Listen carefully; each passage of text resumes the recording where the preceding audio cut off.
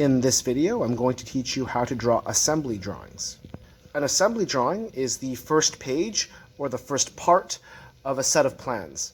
And we draw plans so that people in the future could look at our cool project and make faithful replicas of them. So for example, let's pretend that I wanted somebody to go ahead and make a faithful replica of this shelf that's in front of us right now. In order for us to communicate this project to somebody else, we would need to show them what the project looks like when it's fully assembled and fully put together in the form of a completed assembly drawing. And this here is an example of an assembly drawing of the shelf that I just showed you. It shows you what that shelf looks like when it's fully assembled. On the top right-hand corner, you're going to see a parts list or a table of contents. And the purpose of the parts list is it allows the maker to quickly see the size of the wood, the material that's needed, and where they actually fit into the project. It also tells you the number of those pieces that you're going to need to make. So for example, if you were curious about part C, you would look over at the table of contents and you see it's the side with whole piece. You would make it with pine. It's 14 3/4 inches long. You'd have to go to the radial arm saw and cut this down to 14 3/4. You would have to plane it to 3/4 inches thick. You would go on the table saw and rip that down to 5 inches, and you would do this once. This piece would go on the right side of the shelf. You'll notice that the assembly drawing does not include dimensions. In case you're wondering, dimensions are these. These are never, ever in assembly drawings. So you don't get confused, I'm going to get rid of that. That's much better. It will not tell you where exactly to put the slots. It won't tell you how deep the slots are or where specifically to put the hole. It won't give you that information because that's not the point of an assembly drawing. The purpose of the assembly drawing, it's a quick overview with the table of contents that allows you to quickly see what the thing looks like when it's all put together and the number of parts you need. If you were curious and you wanted to know more about what was going on with this part here, part C, you would actually have to go and look at the detail drawings, which I'm not going to cover in this video, but it's later on in the playlist. With that being said, let's get started with the assembly drawing. The very first thing you want to do when you're doing an assembly drawing is measure out all the components in the assembled project. So I'm going to speed things up and go ahead and add the dimensions now. Your second step when you're doing the assembly drawing is to determine what's going to be the front view, the top view, and the right view. While you can define any view as the front view, top view, and the right view, conventionally, we often define the front view as the view that people most often look at. So in the case of our shelf, I'm going to define this view over here as the front view because this is where most often my shelf is going to live. I'm going to define this view as my top view, and I'm going to define this view as my right view. Now that we've got our three views defined, let's go ahead and transfer this onto graph paper. You begin your assembly drawing like any other 3-view orthographic drawing by drawing on the bottom left-hand quadrant of the page. If you want a refresher as to where and why you place them the way that they do, I recommend that you go ahead and watch a video in the earlier series where I go over how to do a 3-view orthographic drawing. Knowing that the front view is going to be in this quadrant, it would also be wise to make sure that you have enough space on the page to fit everything. So let me show you what I mean. I'm looking at my front view here. This is ultimately what I'm going to draw. To make my life easier, I've decided to make each square 1 inch. So the footprint or the amount of space I need to draw the front view is from this point to this point. I'm going to need 14 3/4 of a square. I'm just going to go ahead and round that up to 15 squares. So I need to make sure that I have at least 15 squares from up to down. And horizontally, I need at least 11 squares going this way. And then maybe an extra square here for this section here, 12. And an extra square here, 13. So I'm going to need a 13 square by 14 square spot for my front view. However, I need to start to consider my top view, which is going to go directly on top of it. The widest point is 5 inches, so I'm going to need 5 squares. 13 squares this way, 5 squares this way. Let's go back to my grid paper and see if I have enough room. For my front view, I need a 15 by 13 inch square. So I'm going to start here and let's take a look. 1, 2, 3, 4, 5, 6, 7, 8, 9, 10, 11, 12, 13, 14, 15. So my front view is going to take up this much space, and I need 13 squares to the right just to fit my front view in there. So 1, 2, 3, 4, 5, 6, 7, 8, 9, 10, 11, 12, 13. Okay, we know my top view is also 13 inches long, so no problem, but it's 5 inches wide. So I need to make sure there's at least 5 spaces here. So if I want to give myself a little bit more room, and I started here, I can go 1, 2, 3, 4, 5. Perfect. I have just enough room. So this section here is going to be where my top view is going to be, and this section here is where my front view is going to be. Obviously, you don't want to draw these squares here. It's to help you visualize. But nothing sucks more than you getting your front view in and then finding out you don't have enough room for your top view. If we ran out of room, I might have to play around with my scale and maybe make my squares like 1.5 inches or 2 inches. But I'm just able to fit my drawing.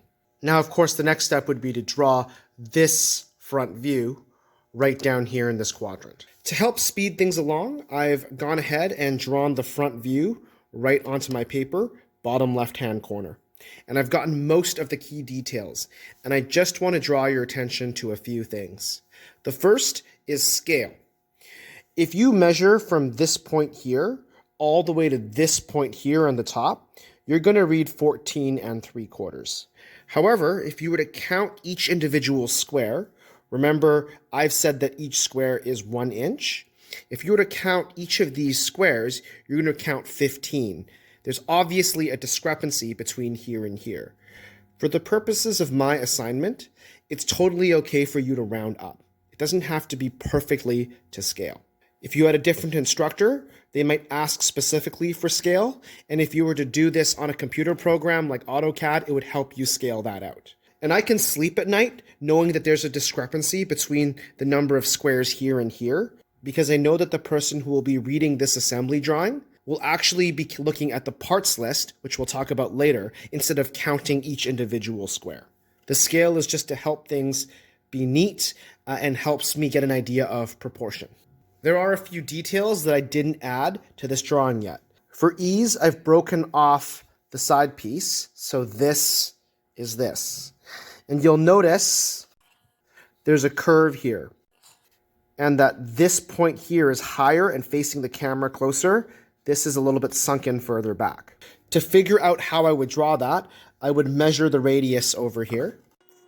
It seems to straighten out after 1 inch. So it's got a 1 inch radius. I know it's a 1 inch radius. 1 square is 1 inch. So what I would do is just draw a solid straight line. And on its cousin, for this piece here, I would do the same on the other side.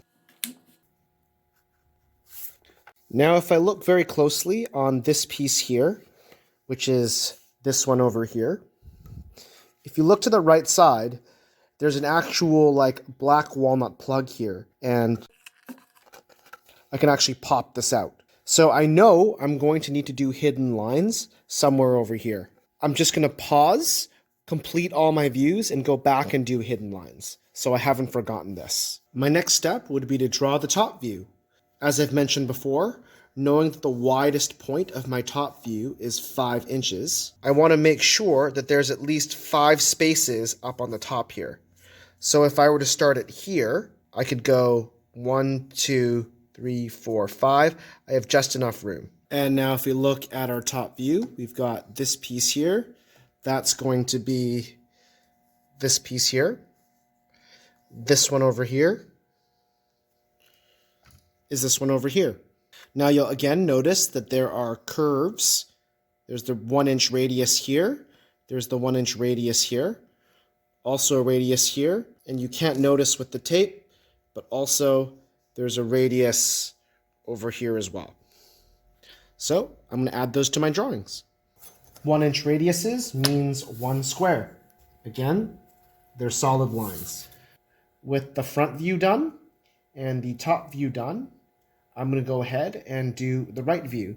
You notice I've done a decent job because all of the vertical lines, like this one here, lines up. This line lines up with this one, and this one lines up with this one. Since the front view is 2 squares away from the top view, I also want to have the right view the same number of squares. So I need it 2 squares to the right. You always want to have the same number of squares between each of the views. However, since I have 2 of the views, I'm going to use the bisector line shortcut to get that right view in. If you would like to learn how to use the bisector line, I recommend you watch the second video in the series that goes over how to do that. Just to speed things along, I've gone ahead and drawn my right view. I want to draw your attention to this big black dot over here. That is this black walnut plug. It's the distance of 1 square because the diameter is 1 inch. The black walnut plug is located where it is because it says that the center of the hole is 5.5 inches from the top and 2.5 inches from the right. So there's 1 inch, 2 inches. The center of the hole is at 2.5 inches. Same thing from the top, 1 inch, 2 inch, 3 inch, 4 inch, 5 inch, 5.5 inches from the top. With regards to this black walnut plug, it's actually a separate piece of wood with a hole that's drilled all the way through it. So we need to communicate this in our drawing. This is where our hidden lines come into play. If you want more details on hidden lines, I recommend you go ahead and watch the video just before this in the series. Seeing as there's a hole on the right side, but there isn't a hole on the left side, the hidden line would only appear on this side piece, not this one. As you can see, the hole appears in my front view through hidden lines. I've gone ahead and used the bisector to help me figure out where exactly the hidden lines are going to appear in my top view. Now I'm going to add the hidden lines for these slots in my right view. Just to speed things along, I just added them in, and the way I did them was just simply lining up all the horizontal lines. So the bottom of the slot, which is here, appears here in the form of a hidden line. The top of this slot here appears here in the form of a hidden line. And I repeat this for my 3 slots. Now I'm going to add the hidden lines for the slots on the top view. And again, just to speed things up, I've just added them to the top view over here. If you're wondering how I did this, I just took all of the vertical lines, like this one here, this one here, this one here, and just extended those up onto the top view. And because I can't see the slot when I'm looking from the top, I used dotted lines, and I did the same thing for this side here as their slots over here. You've probably noticed that the first few steps of drawing an assembly drawing are exactly the same steps as doing a 3-view orthographic drawing.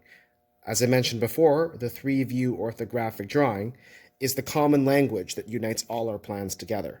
Now, the thing that makes an assembly drawing and useful to its readers is the parts list. And so this parts list or parts catalog always goes on the top right-hand corner. So it goes right over here. And there you go.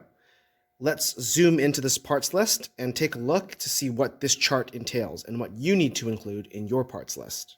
Moving from left to right, we've got a letter column over here. I've got 3 entries, A, B, and C, and as you have more parts, you would have more letters. I'll talk a little bit more about why these letters are useful in a second, but the parts list will always have letters. Moving on to the name, this is the name that you're going to give the part. You could call it Billy, Bob, Susie, but often you're going to give it a more logical name. For example, shelf or side piece. If you're making a table, it might be like table legs. The column over is the material of the part that you're making. What kind of wood is it? And sometimes it might not even be wood.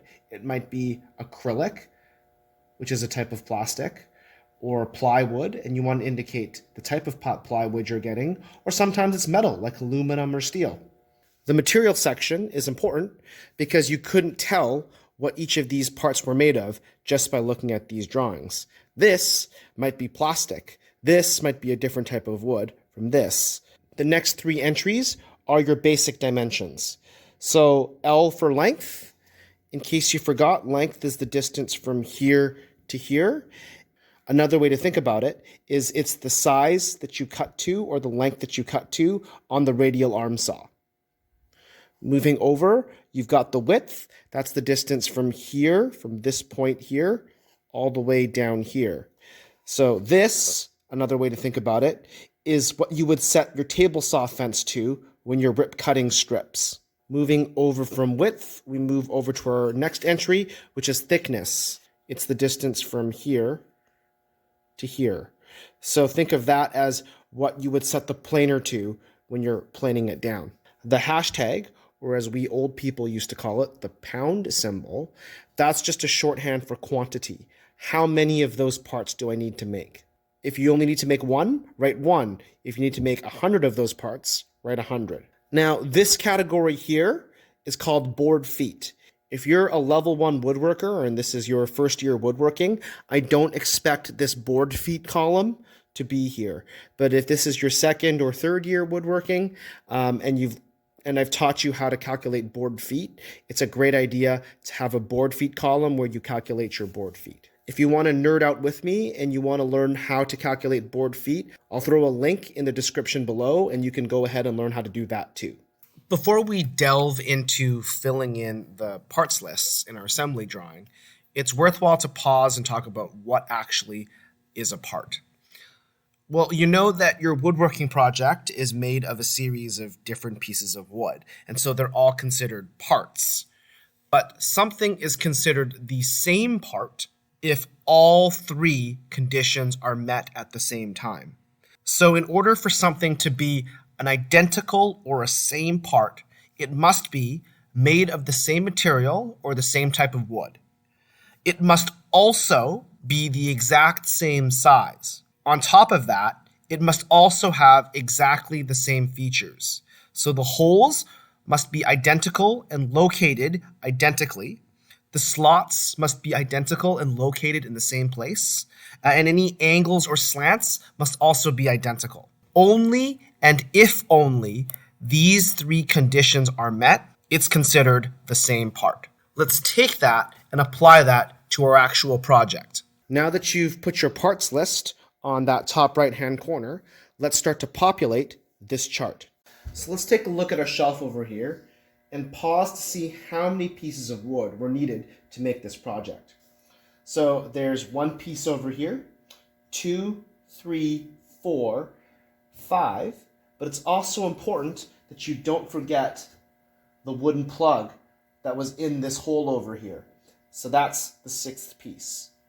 We've used 6 pieces of wood to make this project, but just because there's 6 pieces doesn't mean there are 6 parts for your parts list.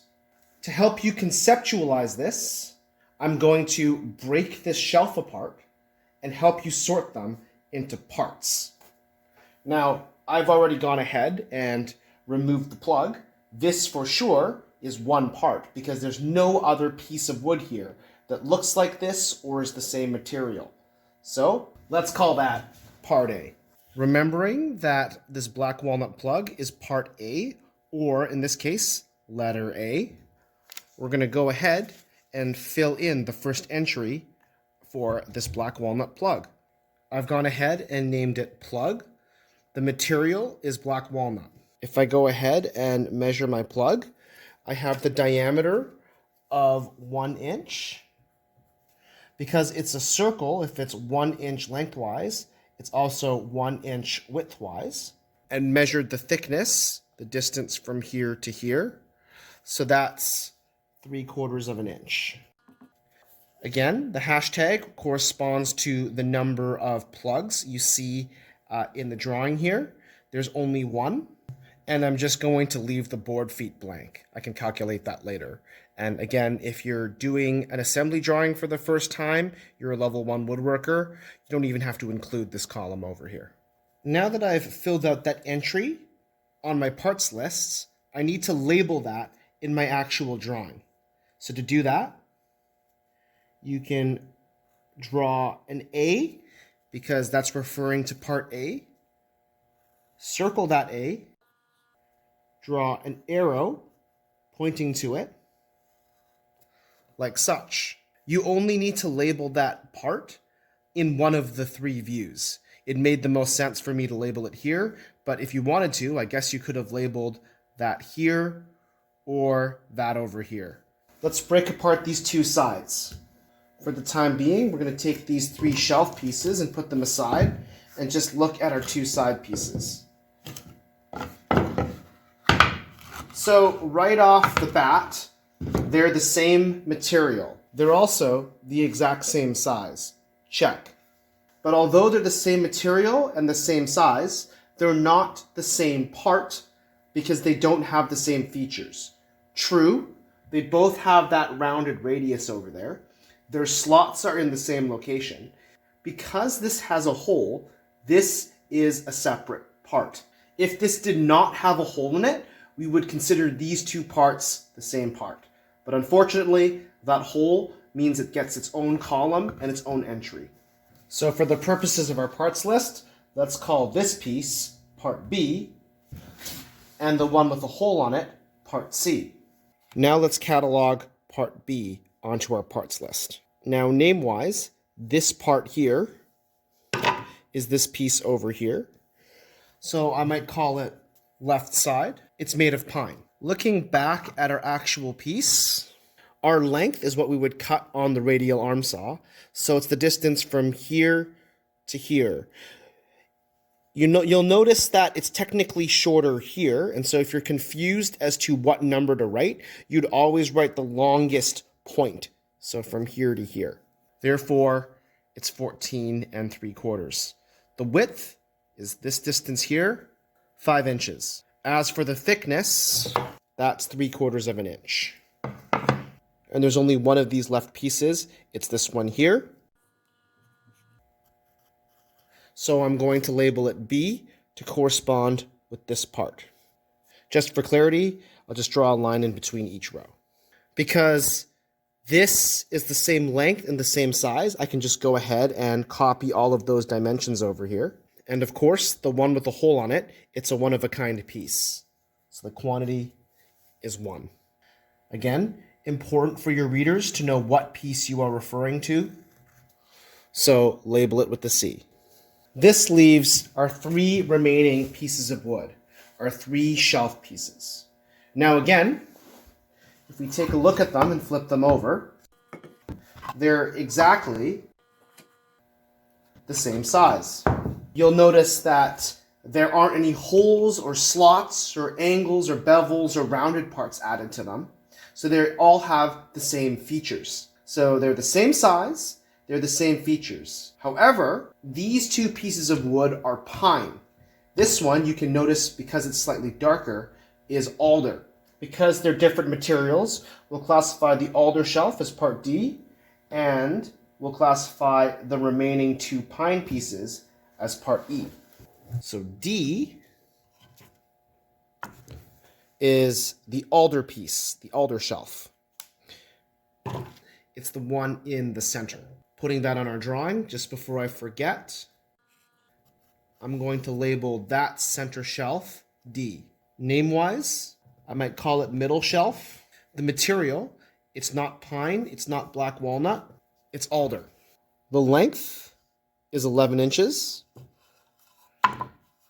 and our width is 5 inches. As for the thickness, 3/4 of an inch.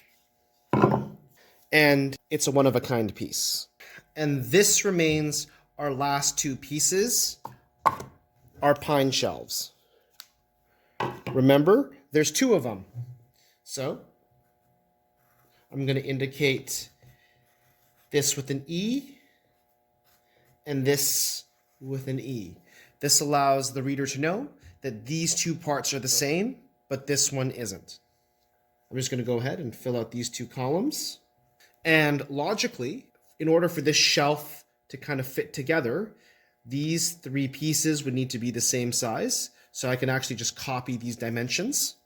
And as for the quantity, there's 2 pieces. So I'm going to go ahead and write 2. And this accounts for every single one of our parts in our project. If I had more parts, I would just keep adding down this catalog over here. But since I'm done, I'm just going to close off this chart. If you're a level 2 and a level 3, you would also fill out the board feet. So I'm just going to go ahead and populate this with the board feet. And I just want to quantify, and I just want to give a brief explanation of how I did my board feet calculations. Again, if you want to learn how to do it, you're going to find the link in the video description below. But you can see right off here, this left pine piece is 0.51 board feet. And I rounded up because I'm anticipating waste. I want to just draw your attention to the shelf, middle shelf, and this shelf here. So this one here, you know that all 3 are exactly the same size. But the reason why the board feet here is doubled is because there's 2 of these pieces.